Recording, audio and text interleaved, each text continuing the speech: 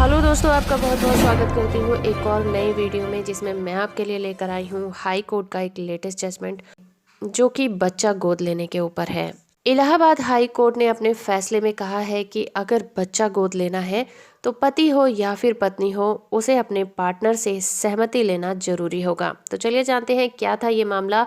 तो आखिर तक वीडियो से जुड़े रहिए और चैनल को सब्सक्राइब नहीं किया है तो कर लीजिए, साथ में ऑल नोटिफिकेशन बटन को ऑन रखिए।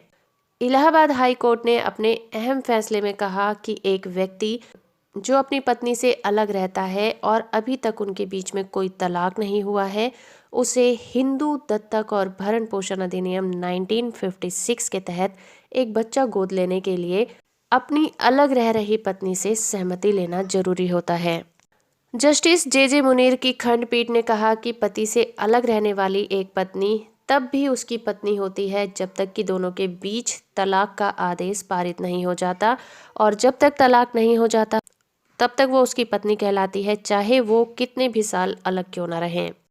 केस की बात करें तो इस केस में भानु प्रताप सिंह ने एक रिट याचिका दायर की थी, जिस पर कोर्ट सुनवाई कर रहा था, जो Uttar Pradesh recruitment of dependent of government servant dying in harness rule 1974 के तहत अपने दिवंगत चाचा राजेंद्र सिंह की जगह पर नियुक्ति की मांग कर रहा था। याचिका में प्रस्तुत किया गया कि उसकी कोई संतान नहीं थी, जिसके कारण मृतक ने 2001 में उसे हिंदू संस्कारों के अनुसार गोद ले लिया था।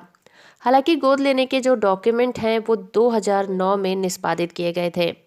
आदेश में दर्ज तथ्यों के अनुसार राजेंद्र सिंह ने दत्तक दस्तावेज में खुद को एक अविवाहित व्यक्ति के रूप में दर्ज कराया था, और उन्होंने ऐसा इसलिए किया क्योंकि उसकी पत्नी श्रीमती फूलवती उससे अलग रहती थी।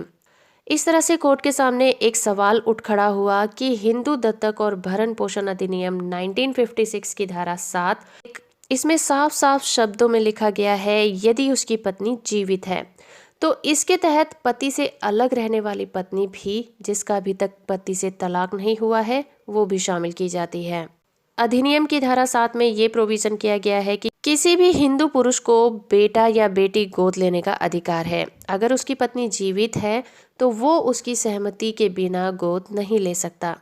अगर उसकी पत्नी उससे अलग रहती है तब भी उसे अपनी पत्नी से सहमति लेनी होगी, बशर्ते उसकी पत्नी पागल नहीं हो गई है या फिर इस दुनिया को नहीं छोड़ गई है, या फिर वो ऐसी मानसिक दशा से पीड़ित है जिसमें वो अपनी सहमति नहीं दे सकती। अगर ऐसी कोई कंडीशन नहीं है तो एक पति को अपनी पत्नी से एक बच्चा गोद लेते समय सहमति लेनी जरूरी होगी। सिंगल बेंच ने इसी आधार पर इस याचिका को खारिज कर दिया कि गोद लेने का प्रोसेस कानूनी तरीके से नहीं किया गया, क्योंकि हिंदू दत्तक और भरण पोषण अधिनियम 1956 की धारा 7 का अनुपालन नहीं किया गया। कोर्ट ने पाया कि 1956 अधिनियम में स्पष्ट रूप से प्रोविजन है जिसके अनुसार हिंदू पुरुष को बच्चे को गोद लेने के लिए अपनी पत्नी की सहमति को लेना जरूरी होगा।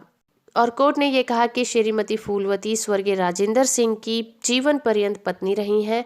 दोनों में कभी भी तलाक नहीं हुआ, चाहे वो अलग ही क्यों न रहते हों।